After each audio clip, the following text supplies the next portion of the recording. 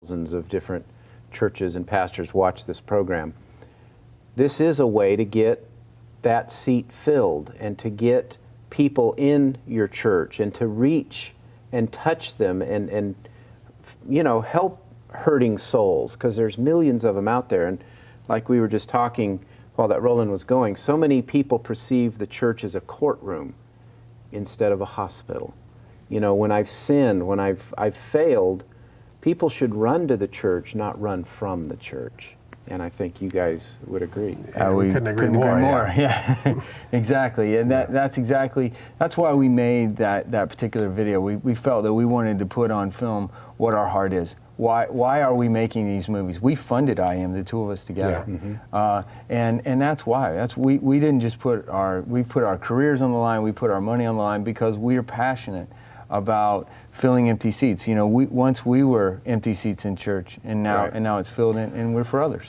What should pastors do, or people interested in the movie? What's the next step? Well, we appreciate you guys running the website at the bottom, because that's the easiest way for them to start. This is IamTheMovie.com. There's very, very easy steps to, you know, if they want to bring it to their church, if they want to find out. For people out there, pastors or not, want to find out if it's screening somewhere in their area, there is a list of all the places that it's going to be screened. So they can learn more about it. They can see some of the people endorsing it. They can see some of the, you know, the mission statement that we've already talked about, more of that behind it, and they can find out where to go host it or attend. In addition to that, it will be being released. 20th Century Fox is releasing it on video, on DVD, and you know, we encourage you, if you have people in your family that, you know, or people you work with, or anyone in your life, maybe boyfriend, girlfriend, that you want to have an open conversation about God, and it's so hard because they just won't talk. Well, you know what?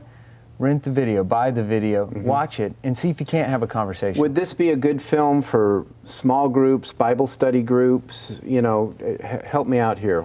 I think it is. I think it serves several purposes. I think the first purpose is that it's a definitive visual icebreaker for a conversation about the true nature of God. You know, people who think God is a God of judgment and anger, well, just watch this movie, and I think you'll see that maybe he isn't. It doesn't tell you. It says, "What if?" And then that question. And then I think secondarily to that point, because it is the underlying core is the Ten Commandments, there's obvious structured instruction that can be taken from each of the commandments in order and adapted to, you know, this is our interpretation of how the commandments might fit into society today. And that may not be your interpretation, it may not be a pastor's interpretation, but it may be some of the kids that are watching its interpretation. They may be able to relate to it on that level. So I think it's teaching for that. I would totally agree, and I would also add that let's say you have a great faith, it's a great study of the Ten Commandments themselves. That's right. To facilitate conversation about their relevance in our culture today. I mean, these are iconic pillars of our faith and our civilization, and they deserve our attention, and they're extremely relevant. You know, all you got to do is look around, and you can see there's a lot of pain that ignoring these cause, and that's really what the movie illustrates. And we were lucky to also have 10-10-10. You know, coming up, it was something that, you know, clicked to us along this process. We were already well into making the film, but we thought, you know what, how interesting that 10-10-10 happens to be a Sunday. It's not going to occur for another 500 years or something. You know what, why not get people thinking about it? We've got a movie that can create a moment that we can hope to start a movement. That's right. Overall, that's our hope. Well, if you are a pastor, go to the website, check it out. It really, I think, could be a very strong icebreaker and conversation starter. And if you're not a pastor, contact your pastor and tell him to go to the website and check it out. And I love seeing tools like this. I love seeing new ideas and things being birthed out of the church, cutting edge things. You know, the church should lead in all areas, and film and movie production kind of got taken over by the world for many, many years. And you both know that the earliest films were about the Bible and about faith, and you know, and then the church started preaching against it, and you know, and the world said, sure, we'll make movies and make money with it, but you guys are taking it back, and I encourage you and applaud you for what you're doing. Any last words to our TBN audience? I want to thank you personally for allowing us to sit here and discuss it, because it's something that obviously we're a lot closer to than anybody knows, because this has been birthed out of our souls, and so we're really, really thankful to get an opportunity to talk to the audience. Absolutely, out there. thank you so much. And in addition to that, if you're a person out there and you experience the movie and you like what we're saying, become a friend on Facebook, and we encourage you to.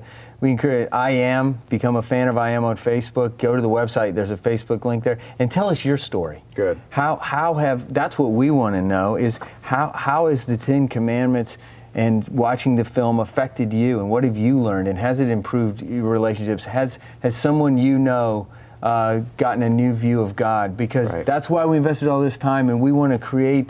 It takes a moment to start a movement. Every great movement began with one moment. And hopefully we believe that this film can be that beginning, that linchpin of a broader movement about the 10 Commandments. I agree. And by the way, just one quick last thing. We welcome the criticism as well as the praise. That's Todd does.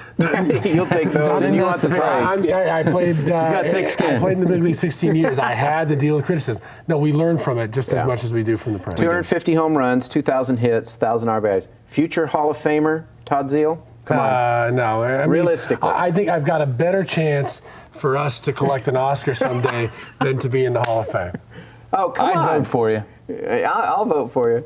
Yeah, no, but good numbers. He's got one. No, they're good numbers, but thank you. But longevity, that was the key longevity, for your career. Yeah. I mean, I played a long time, and you know what? I got out at the right time. I have 4 kids. My kids were getting to the point where they wanted daddy at home, so I decided to stay home. I tell you, this guy's a heck of a teammate. That's the truth. Yeah, he is. Todd, John, bless you guys. Thank you. Keep up the good work, and stay in touch with your next project. Absolutely.